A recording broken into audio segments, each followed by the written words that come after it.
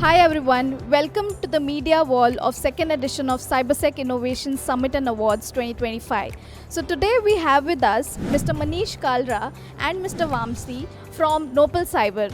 So Manish, my first question to you would be, can you introduce your company and the role it plays in the cybersecurity domain? Sure. So thank you so much for inviting us. My name is Manish Kalra.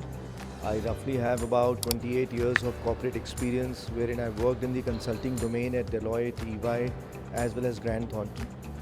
With reference to NopalCyber, Nopal is a US headquartered organization doing business in India, Middle East, US, and we have a security operations center, primary SOC based out of Hyderabad.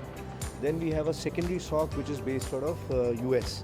I think the kind of work that we are doing today in a short span of close to about 3 years, we have built a large practice. We are growing exponentially, have captured about more than 60 customers across domains, right, which includes BFSI, retail consumer, manufacturing, and also large kind of clients in the pharma space.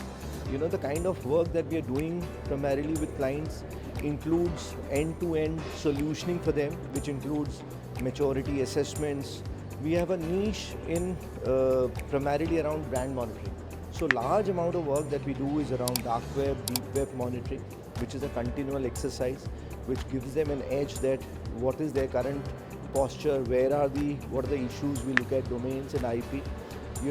Apart from that, I think there is large amount of work that we also do around application security, VAPT, red teaming, blue teaming, look at cloud security, data security, and I think there is a large amount of work also happens around managed security, which is around managed security operations center, wherein we look at monitor security for organization 24/7, 365. And we being an organization which is not a product, we do not sell any product, so we're not a reseller. So we are a product agnostic company, so irrespective of the SIM that they have, we kind of manage it on their behalf, the entire monitoring, the entire cyber security with real-time threat intelligence. So that's about us in large. Sounds really amazing. I'm sure a lot of companies might be benefiting from your services.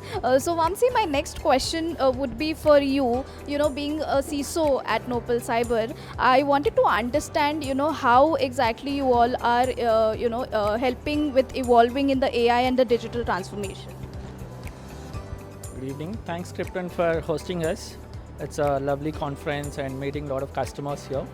And as a CISO, in an evolving AI landscape, there are two aspects, right? How are we leveraging AI to provide services to the customer, to bring in that value both from a commercial perspective, also speed of detection and speed of response, right? So that automating some of the L1 jobs and including automated threat hunting or enriching the threat intel. That's where we leverage AI to provide those services to customers, which bring them a lot of value to it. That's the one side of the story. And the second side of the story is there are a lot of AI products, right? If you look at a market, everything is AI. AI is no longer a buzzword. Everybody, if any product that is being sold without AI, nobody is purchasing it, right?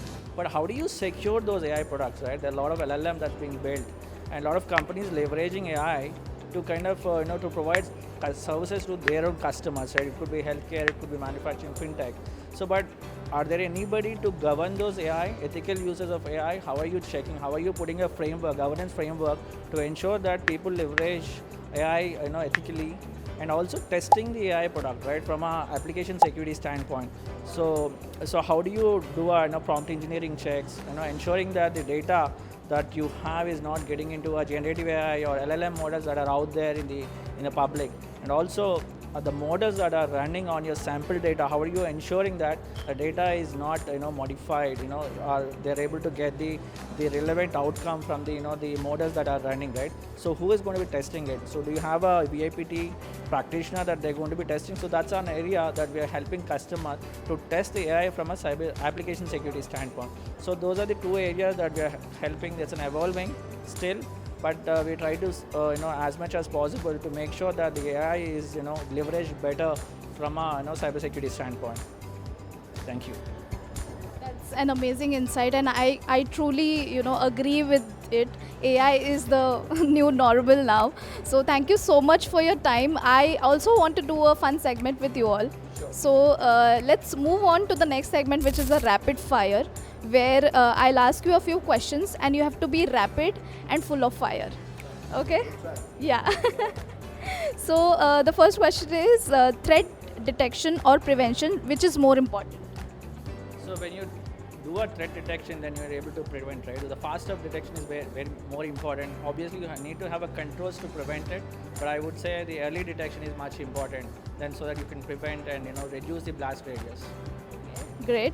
If not a cyber professional, you would be into which domain? In a consulting domain in technology.